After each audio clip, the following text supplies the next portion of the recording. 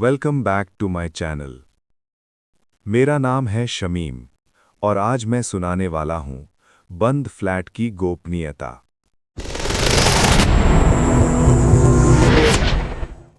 ये बात है पिछले साल की, जब मैं एक नए शहर में जॉब के सिलसिले में गया था। वहां रहने के लिए मैंने एक छोटा सा फ्लैट किराए पर लिया। फ्लैट तीसरे मंजिल पर था और उसके ठीक सामने वाला फ्लैट हमेशा बंद रहता था। उस पर धूल की मोटी परत जमी हुई थी। पहले कुछ दिन सब ठीक था, लेकिन एक रात जब मैं सो रहा था, मुझे अचानक दरवाजे पर खुर-खुर की आवाज सुनाई दी, जैसे कोई नाखून से दरवाजा खुरच रहा हो। मैंने सोचा शायद कोई बिल्ली होगी, लेकिन जब आवाज तेज हुई और एक इंसान के खरोंचने जैसी लगने लगी, तो मेरी नींद उड़ गई। मैंने हिम्मत करके दरवाजे की पीप होल से देखा। बाहर कोई नहीं था, सिर्फ अंधेरा और खाली कॉरिडोर। मैं सोचा शायद मेरा वहम था, लेकिन अगले दिन मेरे फ्लैट के दरवाजे पर एक लंबा, गहरा खरोंच का निशान था, बिल्कुल वैसा जैसा कोई इंसान अपने नाखून से करे।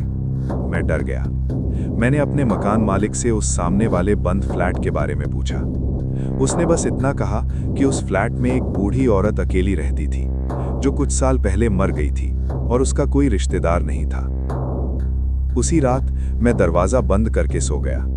आधी रात को फिर वही खुर-खुर की आवाज। इस बार वो सिर्फ दरवाजे पर नहीं थी, बल्कि दीवार पर भी थी, मेरे बेड के ठीक पीछे वाली दीवार पर।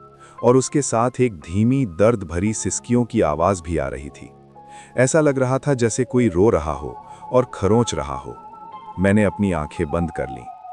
सुबह जब मेरी नींद खुली, तो वो आवाज बंद थी, लेकिन मेरे बेड के पास जमीन पर काले रंग के कुछ बाल पड़े थे, बिल्कुल वही बाल जो मेरी दादी के होते थे जब वो जवान थीं। और सामने वाली दीवार पर, जहां रात को खरोंचने की आवाज आ रही थी, वहां एक छोटी सी लाल रंग की उंगली का निशान बना हुआ था। मैं उसी दिन वो फ्लैट छोड़कर चला गया। आज भी मुझे जब कोई दरवाजे पर खुर-खुर की आवाज सुनाई देती है, तो मेरी रूह कांप जाती है। वो बंद फ्लैट की राजदार बूढ़ी औरत शायद आज भी अपने घर के दरवाजे पर किसी का इंतजार कर रही है।